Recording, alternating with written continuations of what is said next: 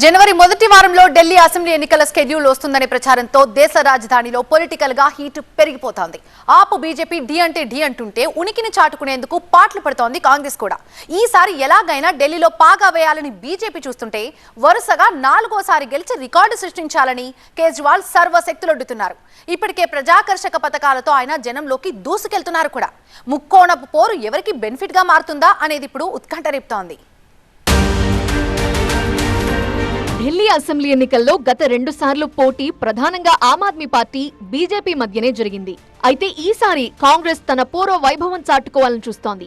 ఆప్ కంటే ముందు సుదీర్ఘకాలం పాటు దేశ రాజధానిలో అధికారం చేపట్టిన కాంగ్రెస్ పార్టీ ఆ తరువాత డిపాజిట్లు సైతం దక్కించుకోలేని స్థితికి చేరుకుంది. ఆ పార్టీ ఓటు బ్యాంకుని దాదాపుగా ఆప్ హస్తగతం చేసుకుంది. దాంతో కాంగ్రెస్ ఓటు బ్యాంకు 10% పడిపోయింది. కొన్ని నెలల క్రితం జరిగిన లోక్సభ ఎన్నికల్లో ఉమ్మడి శత్రువు బీజేపీని ఓడించేందుకు కాంగ్రెస్, ఆమ్ ఆద్మీ పార్టీలు కలిసికట్టుగా పోటీ చేసినా ఫలితం లేకపోయింది. ఢిల్లీ ఓటర్లు అసెంబ్లీ ఎన్నికలకు, లోక్సభ ఎన్నికలకు వేరువేరు తీర్పులిస్తున్నారు. జాతీయ స్థాయిలో బీజేపీ నేతృత్వంలోని సుస్థిర ప్రభుత్వానికి మొగ్గు చూపుతూ వచ్చారు. అందుకే ఈ 2 పార్టీలు కలిసినా సరే 7 ఎంపీ సీట్లలో ఒక్కటి కూడా కైవసం చేసుకోలేకపోయింది ఇండి కూటమి. కానీ అసెంబ్లీ ఎన్నికల విషయానికి వచ్చేసరికి మాత్రం ఆప్ అధినేత అరవింద్ కేజ్రీవాల్ అమలు చేస్తున్న ఉచితాలు, ప్రజాకర్షక పథకాలు వరుసగా ఆయన్ని గెలిపిస్తూ వచ్చాయి. రాజధానిలో ప్రభుత్వ విద్య, వైద్య వ్యవస్థలను మెరుగుపరిచి మార్కులు సాధించడం కూడా కేజ్రీవాల్ కి కలిసొచ్చిన అంశాలయ్యాయి.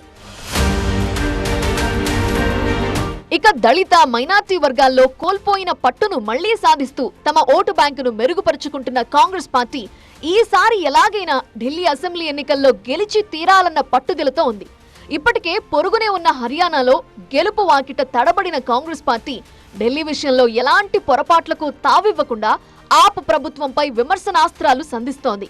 2020 అసెంబ్లీ ఎన్నికల్లో ఆమ్ ఆద్మీ పార్టీ 53.57% ఓట్లు సాధించి 70 అసెంబ్లీ స్థానాల్లో 62 గెలుపొందగా 38.51% ఓట్లు సాధించిన బీజేపీ 8 సీట్లలో విజయం సాధించింది. ఆ ఎన్నికల్లో కాంగ్రెస్ కేవలం 4.26%కే పరిమితమైంది. 10 ఏళ్ల ఆప్ పాలనపై సహజంగా ఏర్పడే వ్యతిరేకతకు తోడు ఢిల్లీ లిక్కర్ పాలసీ కుంభకోణం, శీష్ మహల్ గా పేరు పొందిన కేజ్రీవాల్ విలాస నివాస భవనం అంశాలు ఆప్ కి నెగటివ్ గా మారాయి.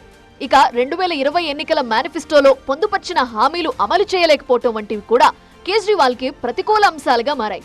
ఈ ప్రతికూలతలు కేజ్రీవాల్ గతంలో సాధించిన 53% ఓట్లలో కోత పెడతాయని రాజకీయ పండితులు అభిప్రాయపడుతున్నారు. అయితే అవి ఎటువైపు మళ్లుతాయన్నదే ఇక్కడ అసలు ప్రశ్న. ఒకవేళ నేరుగా బీజేపీకి బదిలీ అయితే ఆ పార్టీ విశేషంగా లాభపడుతుంది. అలా కాకుండా కాంగ్రెస్ వైపు మళ్లినా సరే పరోక్షంగా బీజేపీకే వరంగా మారుతుంది. తాజా లోక్సభ ఎన్నికల తరువాత ముస్లిం మైనార్టీలు, దళిత ఓట్లలో మళ్లీ కొంతమేర పట్టు సాధించిన కాంగ్రెస్ పార్టీ ఆ వర్గాలను కేజ్రీవాల్ కి దూరం చేసినా సరే అది కమల దళానికి ఉపయోగం ఎక్కువ. కాంగ్రెస్ పెంచుకునే ఓట్ల శాతం ఆ పార్టీని గెలిపించకపోయినా దశాబ్ద కాలం తరువాత ఖాతా తెరిచేందుకు ఉపయోగపడుతుంది. అదే సమయంలో ఆమ్ ఆద్మీ పార్టీని బలహీనపరిచి బీజేపీకి పరోక్ష ప్రయోజనం చేకూర్చే అవకాశం ఉంది. మరోవైపు అవినీతి వ్యతిరేక ఉద్యమంలో పురుడు పోసుకున్న ఆమ్ ఆద్మీ పార్టీ ఇతర రాజకీయ పార్టీలకు భిన్నమేమీ కాదని, అనేక రకాల అవినీతి అక్రమాలకు తెరలేపిందని కమలదళం ప్రజాకోర్టులో పీక్ లెవెల్లో ప్రచారం చేస్తోంది. ఇది తనపై సాగుతున్న కక్ష సాధింపు రాజకీయం అని ప్రజాకోర్టులోనే తీర్పు అడుగుతానంటున్నారు కేజ్రీవాల్. సీఎం పదవిని వదులుకొని ఎన్నికల ప్రచారం చేపట్టిన కేజ్రీవాల్ కేసులు, అరెస్ట్, జైలు పాలవటాన్ని సానుభూతి పవనాలుగా మలుచుకునే ప్రయత్నం చేస్తున్నారు. గత ఎన్నికల్లో బీజేపీ కంటే 15% ఎక్కువ ఓట్లు సాధించింది ఆప్. ఇందులో ప్రతికూలత కారణంగా కొంతమేర ఓట్లు తగ్గినా ఈ భారీ వ్యత్యాసాన్ని అవి పూడ్చలేవని, సీట్లు కొన్ని తగ్గినా విజయం తమదేనన్న ధీమాలో ఆమ్ ఆద్మీ పార్టీ ఉంది. ఇక ఢిల్లీ అసెంబ్లీ ఎన్నికల కోసం కేంద్ర ఎన్నికల సంఘం కసరత్తు దాదాపు పూర్తి చేసింది. ఉన్నతాధికారులతో ఇప్పటికే సమావేశాలు నిర్వహించిన ఈసీ అధికారులు జనవరి మొదటి వారంలో షెడ్యూల్ విడుదల చేసేందుకు సమాయత్తమవుతున్నారు. 2025 ఫిబ్రవరి 15తో ప్రస్తుత ఢిల్లీ అసెంబ్లీ గడువు ముగియనుంది. ఈలోగా ఎన్నికల ప్రక్రియను పూర్తి చేయాల్సిన బాధ్యత కేంద్ర ఎన్నికల సంఘంపై ఉంది. 2020 ఎన్నికల సమయంలో జనవరి 14న నోటిఫికేషన్ జారీ అయింది. ఫిబ్రవరి 8న పోలింగ్ జరిగింది. ఫిబ్రవరి 11న ఓట్ల లెక్కింపు జరిగింది. ఈసారి కూడా కాస్త అటు ఇటుగా అవే తేదీలు ఖరారయ్యే అవకాశం కనిపిస్తోంది.